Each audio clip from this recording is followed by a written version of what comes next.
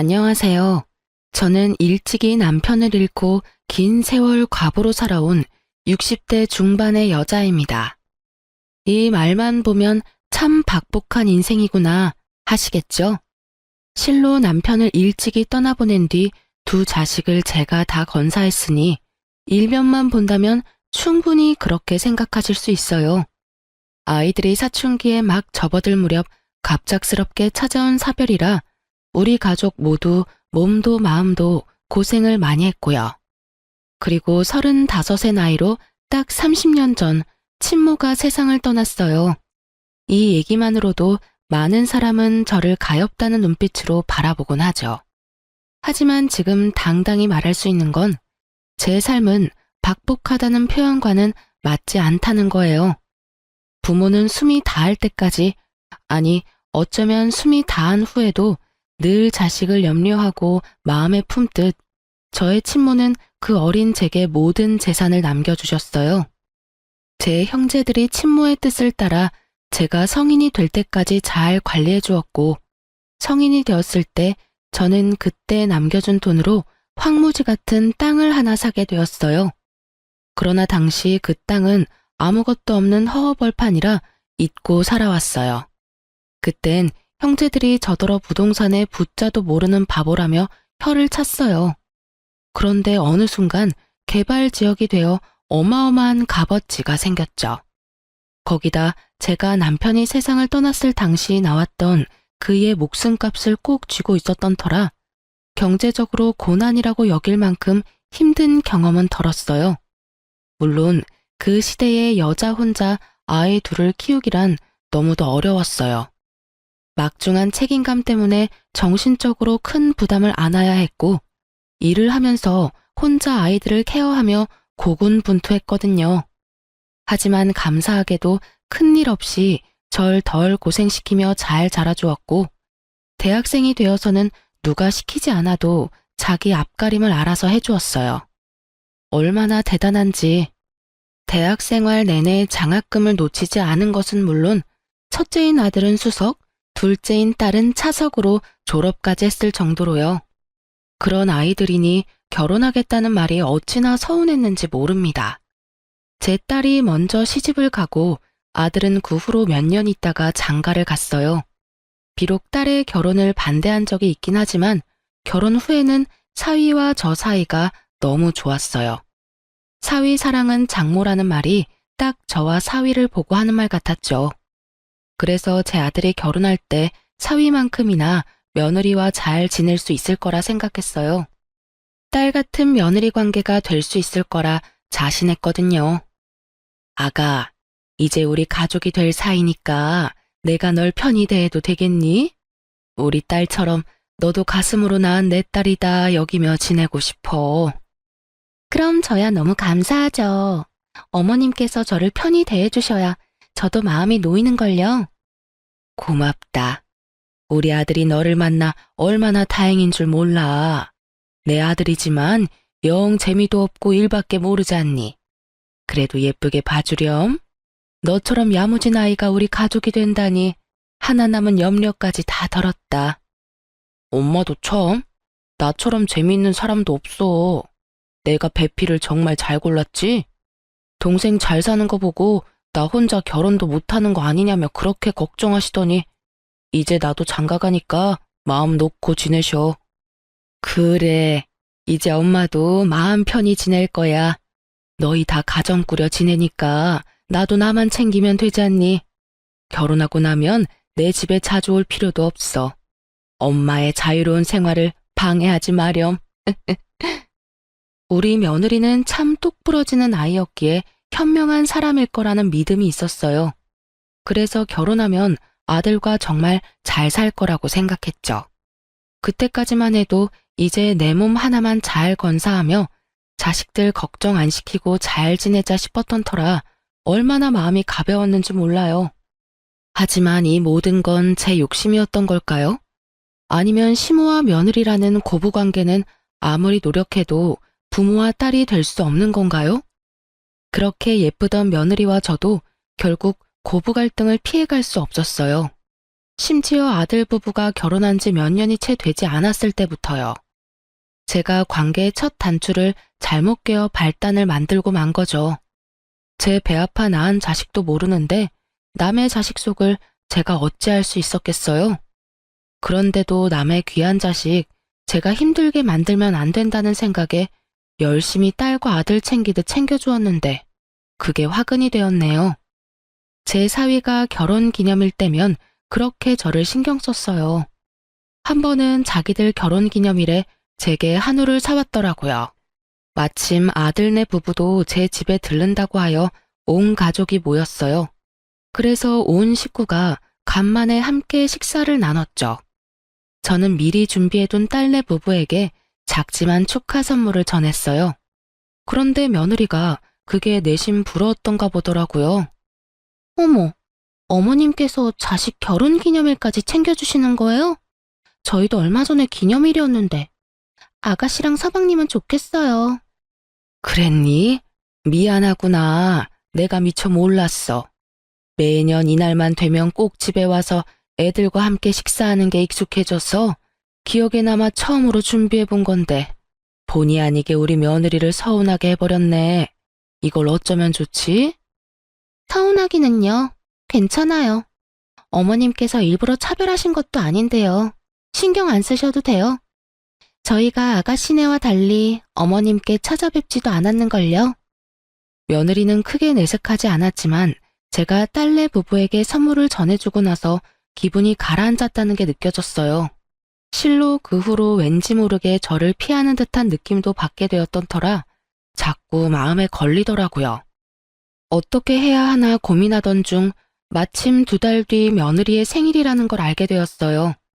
그래서 며느리의 생일 선물 챙겨줘야겠다고 생각했죠. 조금은 덜 수 있지 않을까 싶었거든요. 그렇게 고심 끝에 고른 며느리의 선물을 전해주기 위해 생일 하루 전날 며느리에게 연락해 집 근처 커피숍에서 만나자고 했어요. 며느리는 갑작스러운 부름에 처음엔 놀란 듯 했지만 생일 선물을 받고는 화색이 돌더라고요. 하지만 그 자리에서 풀어본 선물을 보고는 표정을 확 구겼어요. 인상을 잔뜩 쓴 채 저를 쳐다보며 하는 말이 정말 기가 찼습니다. 어머님, 설마 어머님이 쓰시던 걸 포장만 해서 절 주신 건 아니죠? 그게 무슨 소리니? 누가 생일 선물로 쓰던 걸 준다는 거야? 내가 직접 가서 고르고 포장까지 부탁해 구매한 건데 무슨 문제 있니? 어머님, 이거 작년 시즌에 나온 팔찌잖아요. 선물이라면서 유행 다 지난 걸 주시면 어떻게 해요? 어? 내가 워낙 액세서리를 잘 안 해서 말이야. 직원이 추천해주는 것 중 내게 가장 잘 어울릴 것 같은 걸 골랐는데 팔찌에도 유행이 있는 줄은 몰랐구나.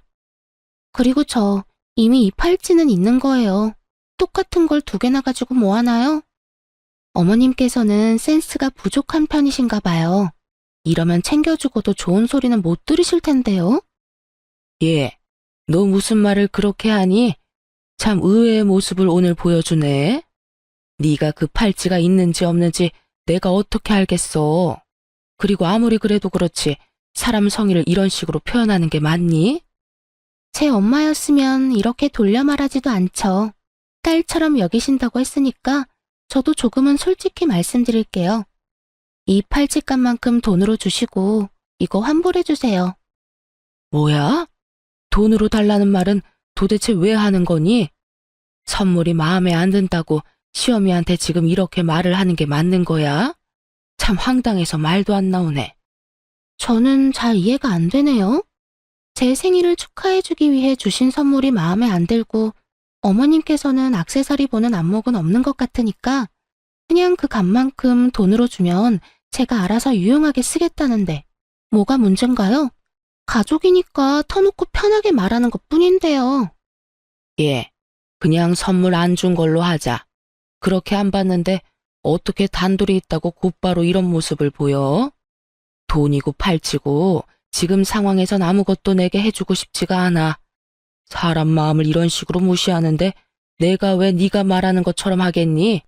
시간 내서 나오느라 고생했으니 마저 차나 마시고 가렴. 저는 며느리의 뻔뻔한 말투에 화가 치밀었어요. 째째한 사람이 되더라도 챙겨주고 싶지가 않아지더라고요. 아무리 마음에 들지 않더라도 이게 맞는 건가요? 하지만 며느리는 제가 선물 안 준 셈 치자고 하니 저더러 쫌팽이라며 선물도 받는 사람이 기뻐야 하는 것 아니냐며 따박따박 말대꾸를 하는데 정말 한 대 쥐어받고 싶은 심정이었어요. 그런데 결국 제 마음을 괴롭히는 말을 며느리가 하더라고요. 막말로 아가씨한테 하는 선물이면 신상이 뭐냐고 먼저 물어보지 않았겠어요? 참, 재산 좀 있다고 며느리한테 함부로 하는 거야, 뭐야? 뭐야? 내가 언제 내게 함부로 했다는 거니? 너는 어른 앞에서 말 가려할 줄도 모르니? 좀 전에도 그렇게 네 생각이며 감정이며 다 드러내면서 말하더니 너야말로 날 무시하는 거야? 한 번만 더 내 앞에서 지금처럼 언행을 일삼으면 그땐 정말 가만 안 둘 줄 알아. 저는 너무 기분 나빠 참지 못하고 며느리를 나무랐고 그 뒤로 며느리와 제 사이는 정같지 않았어요. 그런데 참 웃긴 게 며느리는 가족들 앞에서는 아무 일도 없었던 듯 저를 살갑게 대했어요. 저 역시 가족들 앞에선 구태여 내색하지 않았고요.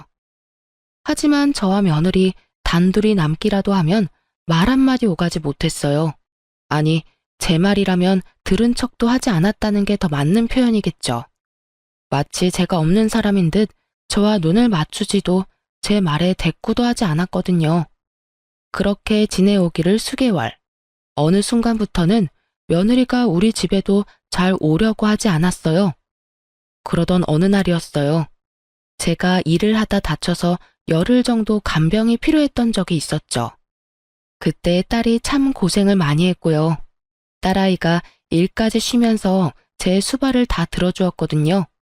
그런데 하루는 딸이 급히 회사에서 연락받아 들어가 봐야 하는 일이 생겼어요. 아들에게 부탁했지만 설상가상으로 아들이 출장이 잡혀있던 터라 지방에 가 있어서 제 간병을 해줄 수 없다는 거예요. 하는 수 없이 아들은 며느리에게 부탁했고 가족들은 저와 며느리 관계가 나쁜 줄 모르니 거절도 못하고 저를 간병하러 아들을 대신해 왔던 겁니다. 며느리는 우리 집에 들어서는 순간부터 오만 짜증을 부렸어요. 그럼에도 나를 챙겨주러 온 며느리에게 고맙고 미안하다 말했죠. 하지만 그런 제게 며느리는 그런 인사말이 다 무슨 의미냐더군요. 그리고 며느리는 제 간병도 하는 둥 마는 둥 했어요. 거기다 밥상을 차려왔는데 냉장고에 딸이 해둔 국이며 반찬이 많은데 김치에 김에 밥만 덩그러니 차려오더라고요. 그래도 나 때문에 고생한다는 마음에 며느리에게 아무 말 하지 않았어요. 그런 저임에도 결국 며느리에게 소리치는 일이 생기고 말았네요. 제가 식사를 마치고 화장실에 가고 싶어 부축을 부탁했어요. 며느리는 인상을 딱 쓴 채 저를 부축하는데 제가 들으라는 듯 혼잣말을 하는 거예요. 간만에 쉬는 날인데 이게 무슨 시간 낭비인지 원. 돈이 없는 것도 아닌데 간병인을 쓰지. 가족들 고생은 혼자 다 시키네. 너 지금 뭐라고 했어? 지금 나더러 들으라고 귓가에 대고 그따위 말을 한 거야? 아, 왜 괜히 큰 소리 치고 그러세요. 귀청 떨어지는 줄 알았네. 제가 무슨 틀린 말을 한 것도 아닌데 왜 역정을 내고 그래요? 정말 너 못 쓰겠구나. 그래, 내가 아파서 내게 몇 없는 쉬는 날 고생시켜 유감이다. 나도 네가 그 말을 하기 전까진 미안함이 가득이었는데 되려 그렇게 툭 까놓고 말해주니 내게 이렇게 큰 소리도 칠 수 있고 아주 고맙다. 아, 진짜 와서 고생하는 사람한테 왜 이러는 거야? 어머님, 지금 저 없으면 어머님 수발 들어줄 사람 없어요. 이럴 땐 들어도 못 들은 척 잠자코 계시는 거라고요. 뭐? 네 도움 필요 없다. 돌아가. 너처럼 싹퉁머리 없는 애랑 조금만 더 붙어 있다간 속에서 천불이 날 지경이니까 그만 가. 어디서 이런 못돼 처먹은 것이 들어와서는 사람 속을 매번 이리도 뒤집어대. 가라고 하면 누가 못 갈 줄 알아요? 다치더니 제정신이 아니네. 노망이 나도 단단히 났어. 어디 어머님 혼자 간병 잘해 보시던가요, 그럼. 저는 결국 며느리에게 나가라고 소리쳤고 며느리는 그런 제 말에 이때다 싶었는지 횡하니 집을 나가버리고 말았어요. 그날 저의 몰골은 정말 말도 아니었어요. 딸아이가 퇴근하고 돌아와서는 제 꼴을 보고 기함을 했더라니까요. 새언니는 어디 갔느냐며 단단히 화가 났던 딸을 달래느라 진을 뺐어요. 결국 딸과 아들 모두 그날 처음으로 며느리의 민낯을 알게 되었어요. 그 후로 한참 동안 며느리의 얼굴도 못 봤어요. 제가 나중에 연락을 해봤지만 전혀 받지 않았죠. 명절 때마저도 집에는 들러보지도 않았고요. 저는 도대체 내가 뭘 그리도 잘못한 거냐며 자식들에게 물었어요. 아들 말로는 제가 며느리를 너무 들들 볶아 힘들다고 했다며 앞으로는 명절도 각자 집으로 가자고 말이 나왔대요. 그 말을 들은 뒤 저도 며느리는 없는 가족인 셈 치며 지냈어요. 계속 연락해 정말 며느리가 제게 복귀게 만들고 싶지도 않았고 제게 느낀 작은 서운함을 시작으로 저와의 관계를 이렇게까지 악화시킨 며느리가 저 역시 너무 미웠거든요. 그렇게 며느리의 목소리 한 번을 듣지 못한 채 지내기를 2년 반. 검진을 갔다가 유방암 진단을 받게 되었습니다. 참 암이라는 소식만으로도 마음이 너무도 심란하더라고요. 자식들에게 이 사실을 어떻게 알려야 하나 참 고민이 많았어요. 하지만 제가 숨긴다고 숨겨질 문제는 아니니 딸과 아들에게 털어놓았어요. 자식들이 저보다 더 씩씩하더군요. 완치율이 높은 편이니 너무 염려 말고 수술 잘 받는 것에만 집중하라며 저를 위로해주는데 신기하게도 마음이 놓였어요. 그렇게 저는 씩씩하게 유방암 수술을 받게 되었습니다. 그런데 짧지 않은 기간 동안 단 한 번도 코빼기도 안 보이던 며느리가 회사에 연차까지 내고 저를 간병하겠다며 나서는 거예요. 처음엔 그런 모습이 너무도 황당하고 부담스러웠어요. 어머님, 제가 그동안 찾아뵙지 못해서 죄송했어요. 어머님께서 아프다는 소식을 들으니 그제야 정신이 좀 들더라고요. 그동안 제가 너무 무례하고 경솔한 태도로 지냈다는 걸 느꼈어요. 그러니 이번만큼은 제가 어머님을 돕고 싶어요. 그래, 네가 용기를 내어줬다니 고맙다. 그간 쌓인 안 좋던 감정 나도 털어내마. 하지만 괜한 고생할 필요 뭐 있니? 우리 애들한테도 간병해주지 않아도 된다고 이미 말해뒀으니 너까지 신경 쓸 것 없어. 어머님, 제 마음 성의를 이렇게 무시하시면 제가 너무 서운하네요. 제가 반성하는 마음으로 어머님을 챙기고 싶어 그래요. 좋은 마음으로 너그러이 이해해주시고 허락해주세요. 얘가 이번엔 왜 이리도 집요하게 굴어? 괜찮다니까. 내 몸 하나 내가 건사 못하겠니? 걱정해주는 마음은 고맙지만 정말 내가 알아서 할 수 있으니 이 이야기는 그만하고 오늘은 그만 돌아가렴. 며느리는 그날따라 유독 집요하게 고집을 부렸어요. 한사코 괜찮다는 제 말에 서운하다는 표현까지 하는데 정말 제가 나쁜 말이라도 한 것처럼 마음이 좋지 않더라고요. 하지만 다른 큰 병도 아니고 앞으로 건강관리에만 힘쓰고 병원만 꼬박꼬박 잘 다니면 되는 걸 무슨 간병까지 받으며 자식들 고생을 시키겠어요. 그런데 다음날 며느리가 아들을 어떻게 구워 삶았는지 아들과 함께 찾아와서는 또다시 간병 이야기를 꺼내더군요. 엄마, 그러지 말고 이번엔 며느리 챙김 받으면서 편하게 지내요. 요 며칠 수술 받고 병원에 있느라 고생하셨잖아요. 며칠만이라도 챙김 받으면 엄마도 편하고 더 좋을 거예요. 저희도 안심되고요. 저번에는 모른 척 하던 애가 갑자기 무슨 마음을 먹고 간병을 다 해준다니. 애가 어디 밥을 잘못 먹은 것도 아니고 안 하던 짓을 왜 갑자기 하겠다는 건지 원. 저번엔 간병도 부축도 뭐 하나 제대로 해주질 않았다. 같이 있으면 내가 더 불편했어. 그러니 너가 잘 말해서 간병은 필요 없다고 말해주렴. 에이, 엄마. 저번엔 반성 많이 했대요. 엄마가 그렇게 아픈 줄 몰랐다면서 이제라도 며느리 돌이 해주겠다는데 제가 어떻게 거절해요.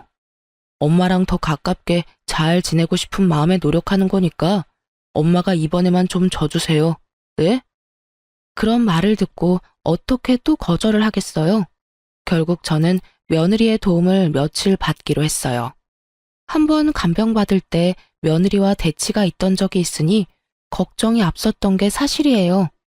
하지만 며느리는 그런 제 염려와 달리 저를 정말 살뜰히 챙겨주었어요.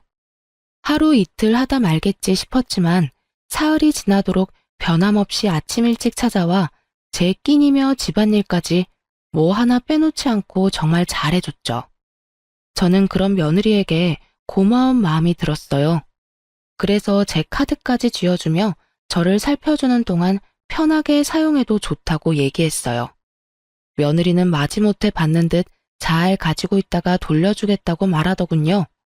저는 정말 이래서 가족이 최고구나 하는 생각도 하게 되고 며느리와 거리를 두고 지낸 것에 대한 미안함이 절로 들더라고요.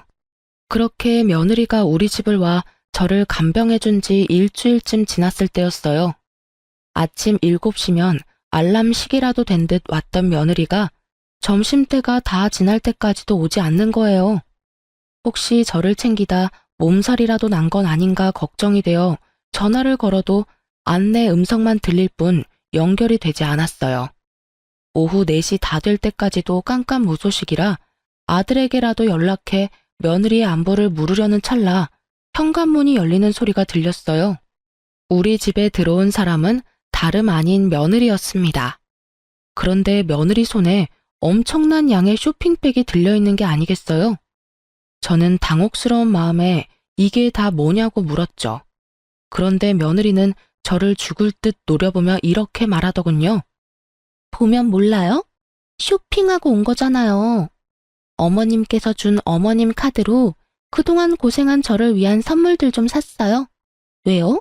저더러 편히 쓰라고 주셔서 편히 썼는데 뭐 문제 있어요? 갑자기 너 태도가 이게 뭐니? 네가 경솔했다며 사과한 지 얼마나 됐다고 또 이러는 거야? 사람이 연락해도 받지도 않고 너 몸살이라도 난 줄 알고 내가 얼마나 걱정한 줄 아니? 기가 막혀라. 걱정은 무슨 걱정? 집안일 해줄 사람 없어서 그런 거 누가 모를 줄 알아요? 어머님은 멀쩡한 몸으로 제 챙김 받느라 아주 좋으셨겠어요. 암이라는 소식에 나섰던 내가 정신 나간 인간이지. 내가 그렇게 필요 없대도 네가 하겠다고 나서놓고 이제와 한다는 말이 뭐? 너 이렇게 내 뒤통수나 치자고 간병하겠다고 나섰던 거야? 그런 거니? 뭐 이런 게 다 있어? 누가 네 도움이 필요하다고 했니? 코빼기도 안 보이며 지내다 갑자기 찾아와서 살갑게 굴더니 이제와 이러는 이유가 뭐야? 내가 도대체 뭘 어쨌다고 날 이렇게 괴롭혀대? 너무 속상하고 화나는 마음에 저는 며느리에게 윽박을 질렀어요. 그러자 며느리가 이죽거리는 표정을 잠깐 짓더니 양손에 가득 들고 있던 쇼핑백을 저를 향해 마구잡이로 집어던지며 막말을 퍼부어댔어요. 내가 진짜 마음에서 우러나와 당신을 챙기겠다고 한 줄 알아? 암이라며? 암이라면서 왜 하필 걸려도 그런 하찮은 암에 걸려서 지독하게 살아대는 건데? 내가 일주일 동안 생고생을 한 이유가 뭔데? 이제 와서 뭐? 유방암? 암이라길래 투병하다 저 세상 가겠구나 하고 당신 챙기는 척 좀 하면 재산이나 많이 떼주겠거니 했더니 이건 뭐 나만 멍청한 짓 한 거지. 너 지금 뭐라고 짓거리는 거야? 설마 내가 암에 걸려 죽길 바라고 내 재산 때문에 나를 간병하겠다고 나섰다는 말인 거니? 어?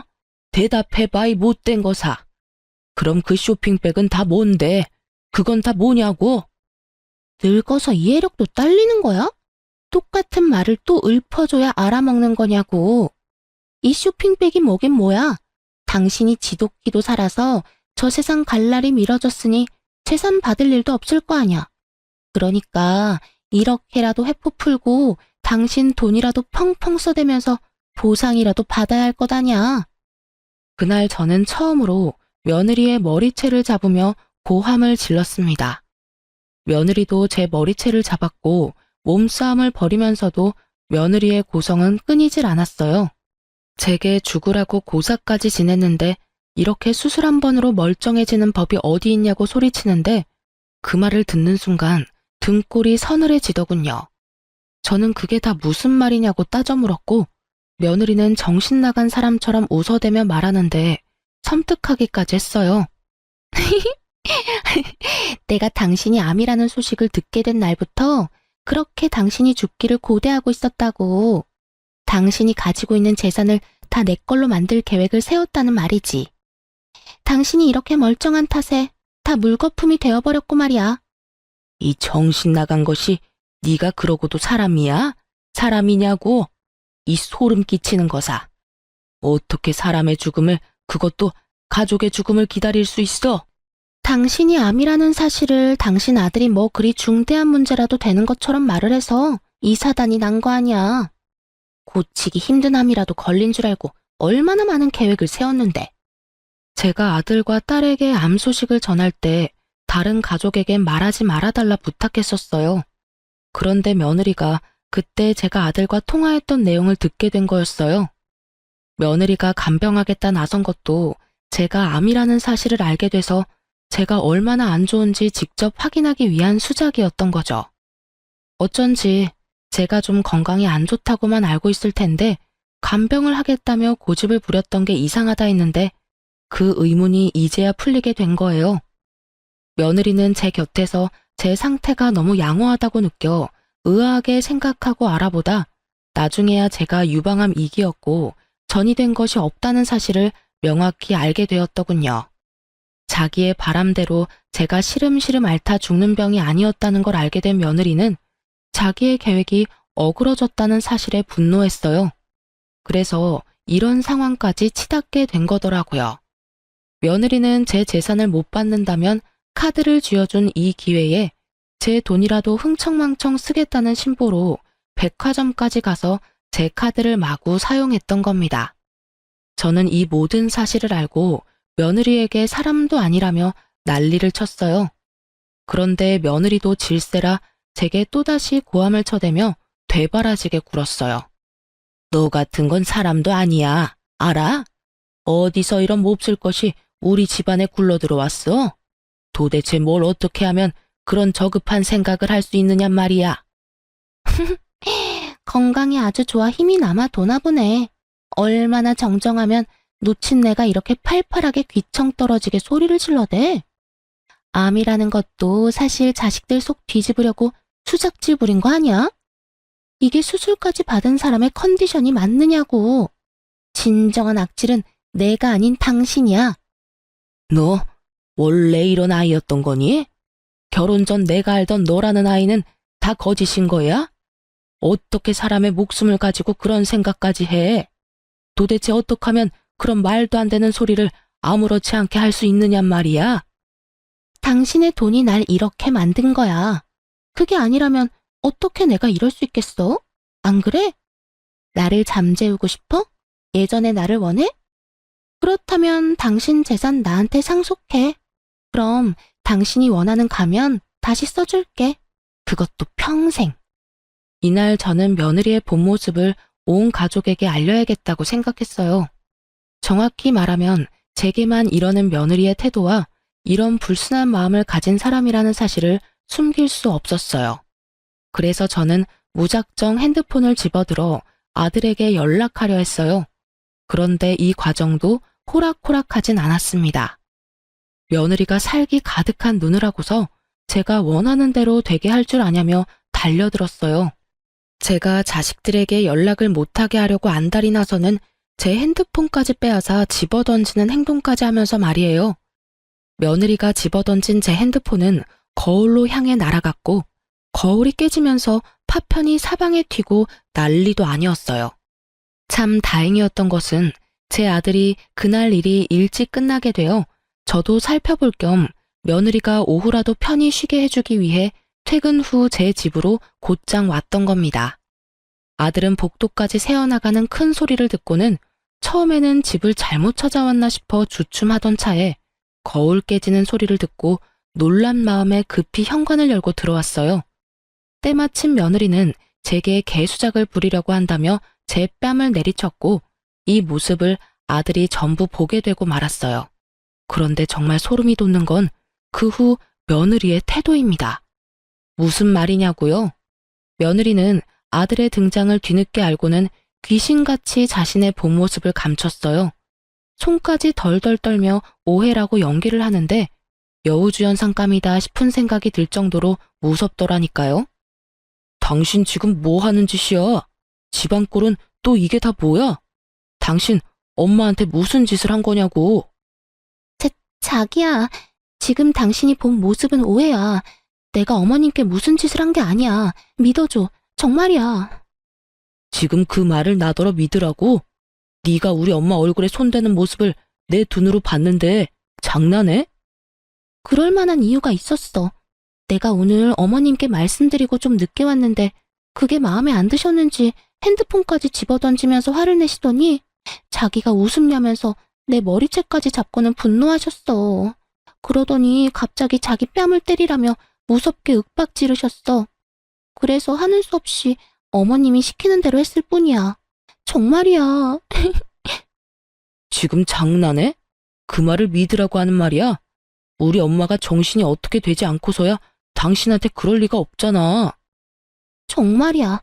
내게만 유독 이러시니 그동안도 시댁에 걸음하지 않았던 거란 말이야.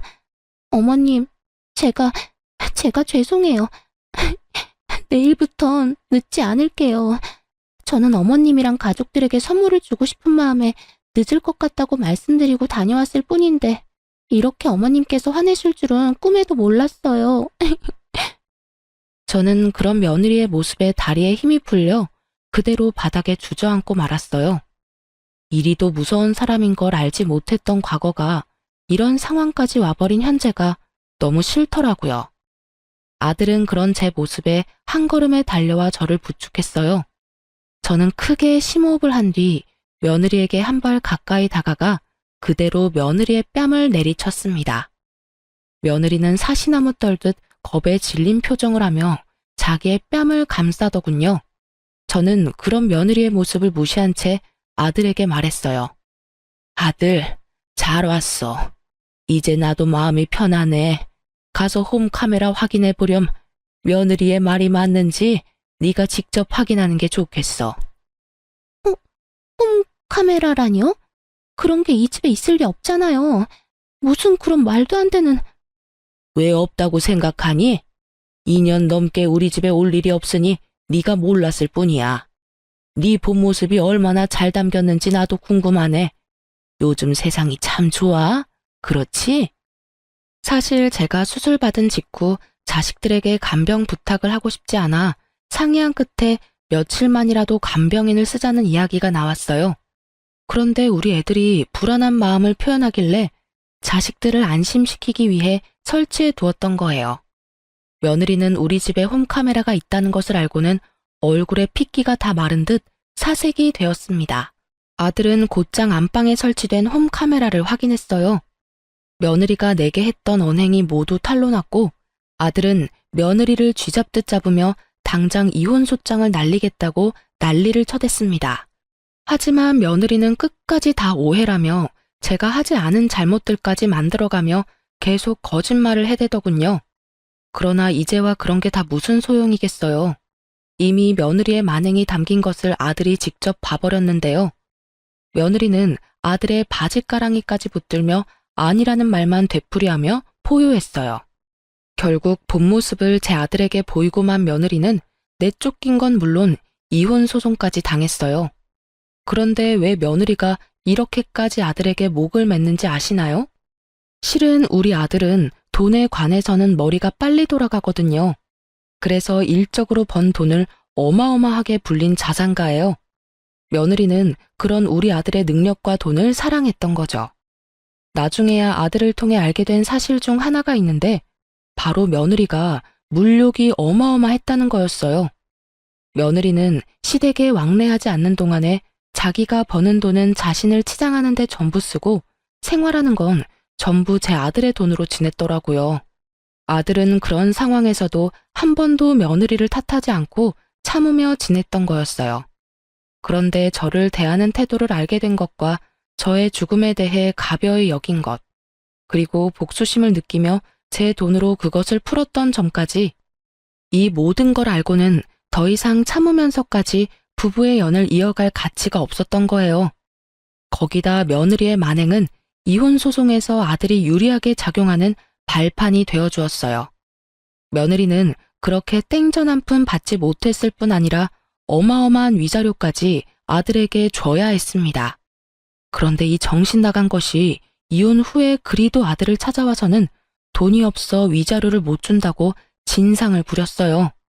재산 한 푼 못 받은 것도 억울한데 무슨 위자료냐며 돈도 많으면서 욕심내지 말고 위자료는 받은 셈 치라고요. 아들이 이혼 후 제 집에 들어와 함께 지냈는데 저희 집까지 찾아와서는 아들을 그렇게 볶아대더라고요. 그렇게 지낸 지 두어 달쯤 됐을까요? 또 찾아와 복도에서 며느리와 아들이 한참을 실랑이하기에 더는 참지 못하고 제가 현관문을 열고 나가 이전 며느리의 얼굴을 내리치며 소리쳤어요. 위자료 줄 돈이 없어? 네가 내 아들과 살면서 사댄 명품들만 팔아도 돈 몇천 구하는 건 일도 아니라는 거 여기서 모르는 사람이 어디 있다고 뻔뻔하게 수작을 부려? 이혼한 마당에 이제 내 시모도 아니면서 참견질하지 마요. 우리 일이니까 빠지라고요. 명품을 팔든 말든 다 내 마음이야. 당신이 뭔데 나한테 이래라 저래라야? 당신만 아니었어도 여전히 내 삶은 내가 원하는 대로 굴러갔을 거야. 이게 다 당신 때문이란 말이야. 당신 그만 안 해? 이런 상황까지 온 건 다 당신 때문이야. 당신의 모든 게 이렇게 만든 거라고. 그러니 탓을 하려거든 너를 탓해. 그게 무슨 소리야? 당신 엄마만 아니었어도 당신이 내 모습을 알게 됐을 리 없잖아. 그러면 당신은 아무것도 모른 채로 지금껏 결혼 생활을 유지해왔을 텐데 그게 어떻게 나 때문이야? 넌 지겹지도 않니? 제발 우리 좀 그만 괴롭혀. 네가 누굴 탓하든 그건 네 자유지만 돈돈거리며 찾아오는 짓 그만 집어치워. 내 아들 덕에 사모은 명품들이 뭐라고 지금껏 정신 못 차리고 욕심만 부려대. 이전 며느리는 날 노려보며 말하는 것도 모자라 다 나 때문에 이런 사달이 났다며 한 번만 더 이래라 저래라 하면 가만두지 않겠다면서 눈이 뒤집혀서는 고성을 질러댔어요. 아들은 그런 이전 며느리에게 위자료 줄 돈 없다고 한 번만 더 잡아떼며 찾아오면 또다시 법정에서 마주할 줄 알라며 한 푼어치도 다 받아낼 테니 그런 줄 알라고 딱 잘랐어요.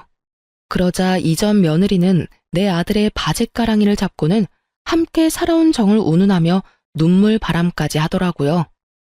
우리 안 좋게 이혼은 했어도 그간 함께 살아온 정을 생각해서라도 나 좀 봐줘. 우리한테 안 좋은 날만 있던 게 아니잖아. 분명 좋은 추억도 많고 나 많이 사랑했잖아. 그러니까 제발 이렇게 끝까지 날 공지로 몰지는 말아줘. 응? 그래, 내가 너랑 함께 지내온 시간을 생각하면 피가 거꾸로 솟는 기분이야.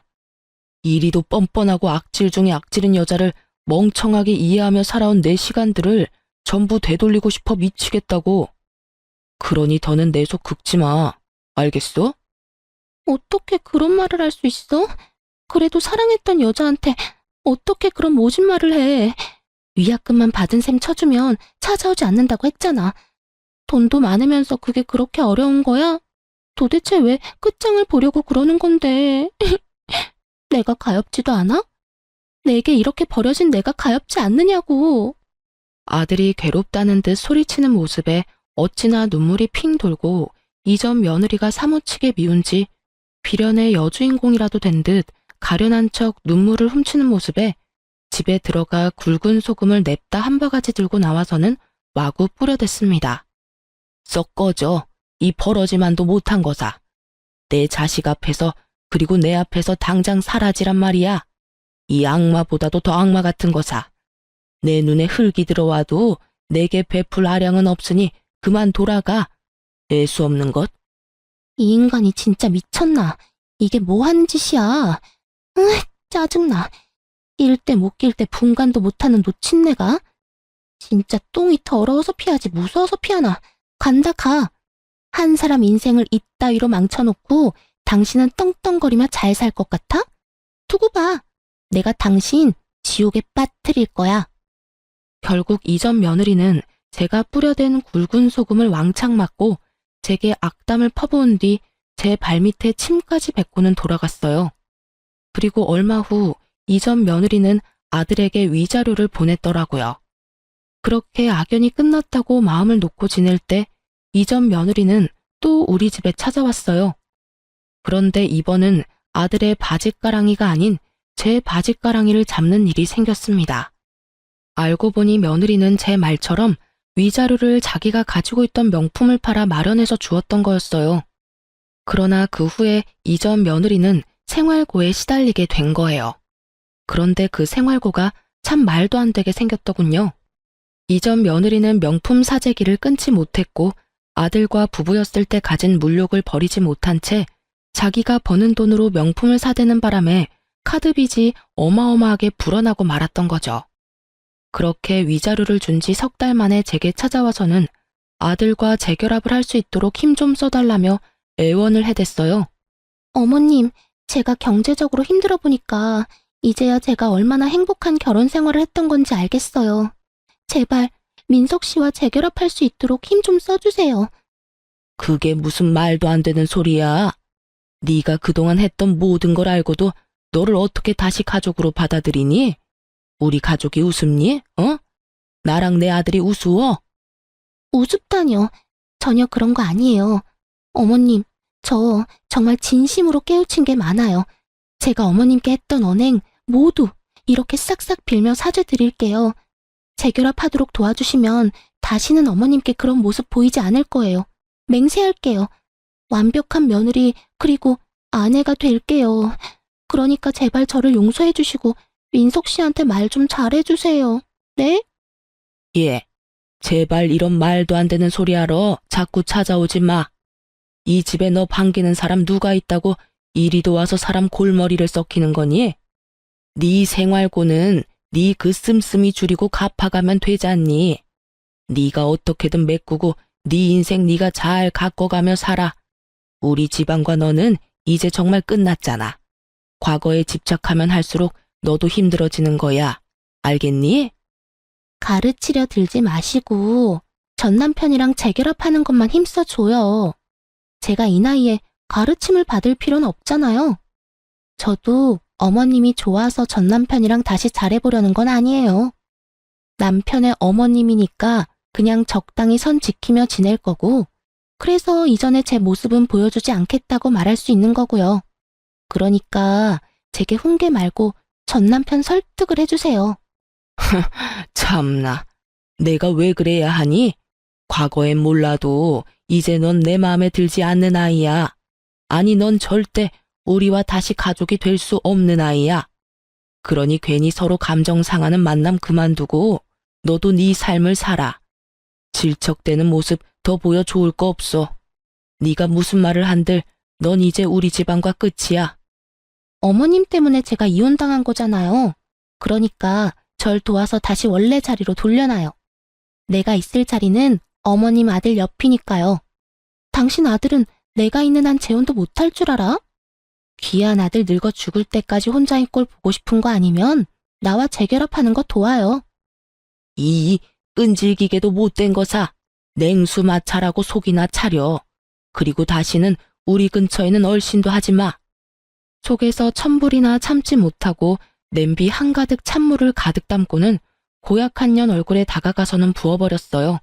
그리곤 바로 우리 집에서 내쫓아버렸죠. 하지만 이 속도 없는 것은 몇 번이나 다시 찾아와서 재결합을 운운했어요. 하지만 저와 아들은 이런 이전 며느리를 끝까지 무시했고 이 지긋지긋한 악연과는 이혼 승소 후 1년이나 지나서야 끝이 났어요.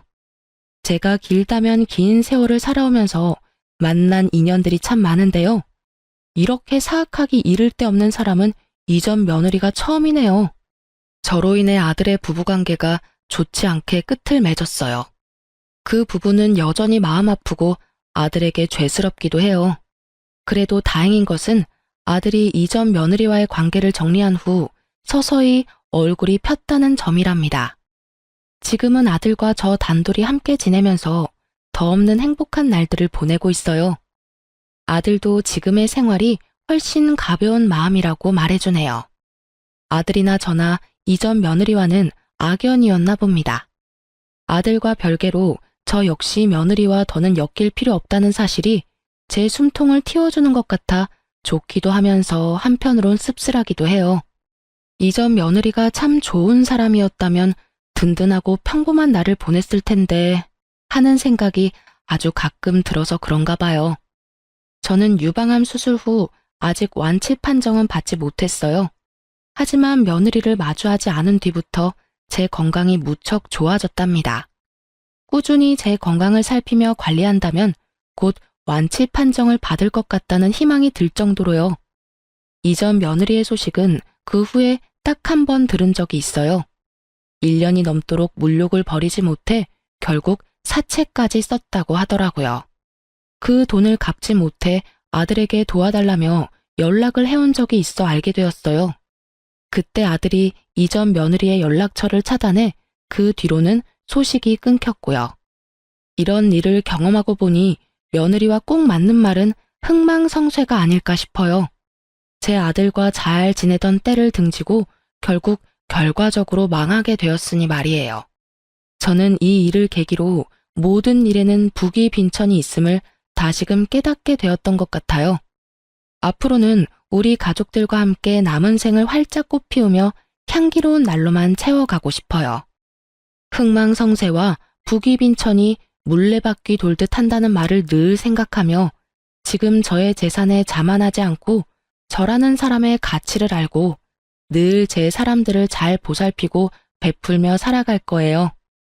살면서 나의 태도가 얼만큼 내 삶을 좌우하는지 너무도 잘 알게 된 경험이었다 생각하며 제 아들도 저도 서로를 보듬으며 그렇게 더없이 찬란한 앞으로를 위해 나아갈 겁니다.